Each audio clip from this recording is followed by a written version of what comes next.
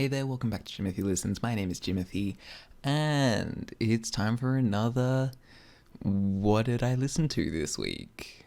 Is that what we're calling this? I don't know. I don't actually have like a name for these videos, but you know, it's here. It's what we're doing. I'm recording this super late on Saturday night because I have, more show tomorrow, but I need to get this video done. I'm going to be up late, but whatever, we're gonna work through it. So if I'm rambling a bit, if I sound tired, that is why. I'm also gonna try and make the editing job as easy for myself as possible, so I'm gonna try and say everything I need to say in one take, which means if I make a mistake or trip up on my words, no I didn't. So unlike the last couple of weeks, I actually have gotten through quite a bunch of new stuff, and I'll be talking about it right now. So the first thing I listened to is the latest album from DJ Sabrina, the teenage DJ, called Bewitched. Now, Sabrina, I feel like I've actually talked about, or at least mentioned on this channel quite a bit, but never actually talked about one of her there. I believe it's her, I'm not entirely sure, releases.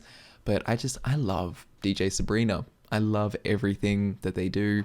Their aesthetic of just the nostalgia based, really dreamy, hazy kind of dance music is so much fun. It's so nice to listen to. It's just comforting, and this album is just more of that. It's not my favorite DJ Sabrina album, but I do like it. There's some highlights in there. It's just listen to this if you need anything. If you're in need of anything, listen to this album. It will not let you down. It's like a 7 out of 10.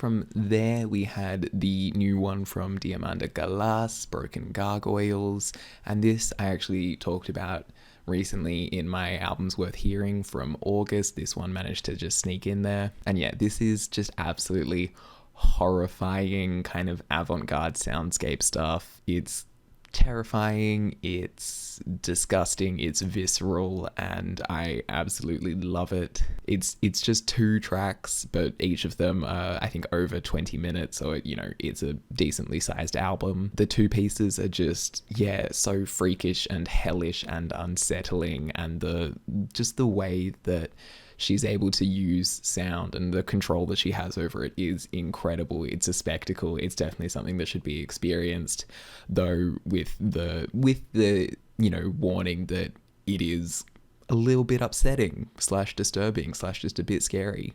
But it's really good. It's an 8 to 9 out of 10.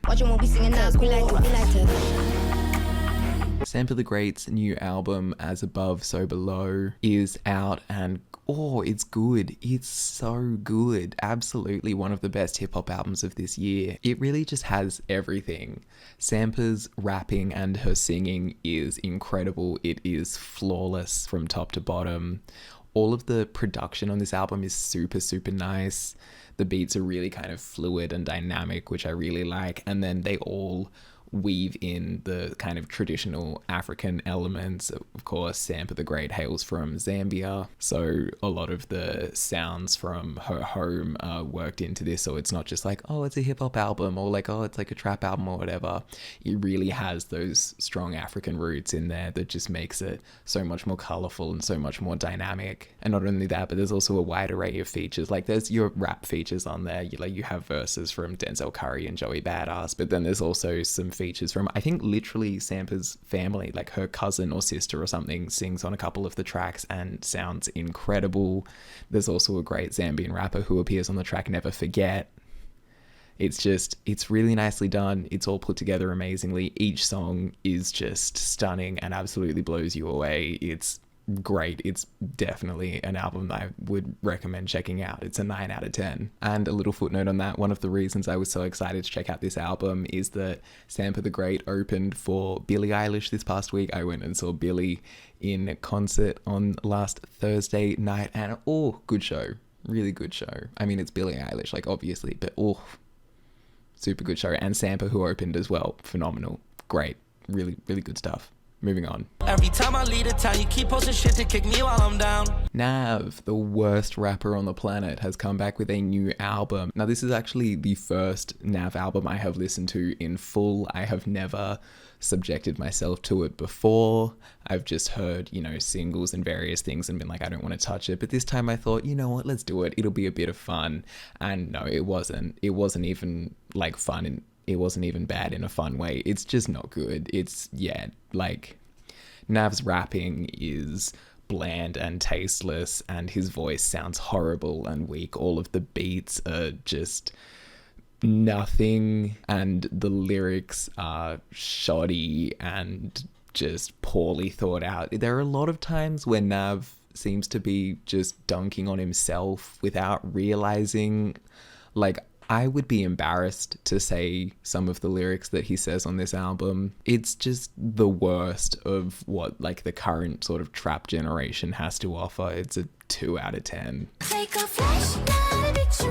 Just as a little interlude, this isn't a proper album, it's only 3 tracks, but I listened to the new Rocket Punch sort of single release Flash, and the reason that I'm chucking this in here and I don't have a video on it is I did record a reaction. Well, I say record, I did a reaction, but I actually forgot to hit the record button. So yeah, that's on me. But this little single album, it's cute. I like it. I think the title track Flash, I'm kind of like whatever on. For me, it's about the B-sides, honestly. Like, Flash is whatever. Moon Prism, though, is a gorgeous bop of a track. I absolutely love it. And then Beep Beep is a, you know, fun little bop as well. So yeah, I don't know.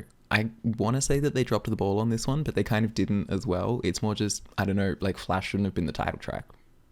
But whatever. It's nice. I'm into it. I'm still going to keep watching Rocket Punch in the future. No score because it's a literally 3-song album. But yeah, cool. Moving on. This is the debut album from producer Himera. I actually don't know how to pronounce it, and I tried to look it up and I couldn't find it. If you know, let me know. But yeah, anyway, really cool electronic producer. I've heard some of their stuff and the singles from this album in the lead up to it, and was quite excited for this one. And yeah, it's gorgeous, absolutely splendid, beautiful, kind of like synth work. This album, it feels like a toy box come to life. Everything feels quite sort of like delicate and gentle and very bright and fun and innocent, but instead of being like small, it feels like you've been shrunk down to the point where even like the little green army men are the size of like buildings, and you're like traversing through this forest of plastic that's been dyed neon colors. And so it still has that like sentimental and childish and joyful and bright and happy and still kind of like delicate and gentle feel to it, while also just being colossal in scale. It's really nicely done. Very, very pretty, very nice. I'm really into it. It's an 8 out of 10. Wow, that's hot. This hell is better with you. One of, if not my most anticipated album of this year, the follow-up to my favorite album ever made, the new one from Rina Sawayama, Hold the Girl, is out. And yeah, it's great. I went to the album launch event in Sydney, which was super fun. There was even a little like personalized video message from Rina, which I screamed for. I bought the vinyl as well as a shirt. As well as a shirt.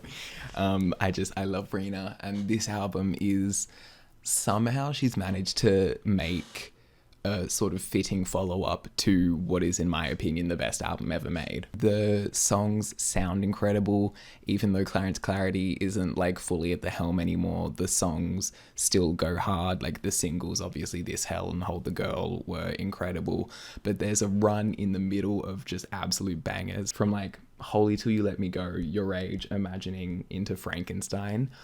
Oh, some incredibly kind of weird, wacky, but just bangers that go hard, super cool, super sick. And then there's a lot of really nice, touching, emotional moments. I literally started crying a minute into the album. A minute into the first track, I was already bawling. That opening track is, I don't know who said she was allowed to do that, but I don't want to talk too much about this album because I think I do want to make a standalone video for it where I kind of go through each track and talk about why I love it so much. But yeah, this album sounds great. The like concept of it, the whole Hold the Girl thing. Obviously, Rina's music always is a lot deeper than kind of your standard basic pop stuff, but this really sort of gets personal and goes in deep. It's very beautiful and very touching and sounds good as hell. It's a 9 to 10 out of 10. Yeah, good. And then finally, the last thing we have to talk about, I literally just finished listening to this, so my take is incredibly fresh. It's the new BLACKPINK album, Born Pink. I think this album, it has ups and downs to it. The ups are kind of the first few tracks. Pink Venom, I really like. Shutdown is incredible. Even Type of Girl as well is quite a bit of fun. And I think they're kind of a switch up from the Blackpink form. Well, Pink Venom isn't, but like Shutdown and Type of Girl are a switch up from the usual Blackpink sound in a way that works really well. The rest of the album kind of not so much. Like I think most of the songs on this album, other than Pink Venom, I would say, whereas Blackpink's older stuff was very kind of dynamic and had a lot of different things going on, all of these songs kind of have one central idea and then just stick with that for the entire runtime. And so when that central idea is good, like on Shutdown or Type of Girl, then the songs are a lot of fun. When they're kind of a bit more whatever, like on Tally or The Happiest Girl or Yeah Yeah Yeah, the songs just kind of, you go like 30 for the first 30 seconds, it's like, okay, this is fun, and then it's just that for the rest of the song and you go, oh, okay, was that it? I thought we were going to do something else. So yeah, I'm kind of on the fence about it. I don't think it's horrible, but I also don't think it's the best thing we've ever heard from Blackpink. And so I'll kind of be interested to see where they go from here. If we're gonna, are we going back to getting Blackpink music? Like, are we gonna get another Blackpink comeback in 6 months, or is it gonna be another 2 years? And if so, what is it gonna sound like then? We'll see. But for now, this album, from literally having heard it like half an hour ago, it's a 7 out of 10. And that brings us to the end of this week's listening. Like I said, actually, got through some stuff this week. Claps for Jimothy. If you've heard any of these albums, let me know your thoughts in them. I'd love to hear what you have to say. If you enjoyed the video, subscribe. These videos are coming every week with, various other stuff in the middle as well. So, stick around, check it out, and I'll catch you in the next video. Love you. Bye.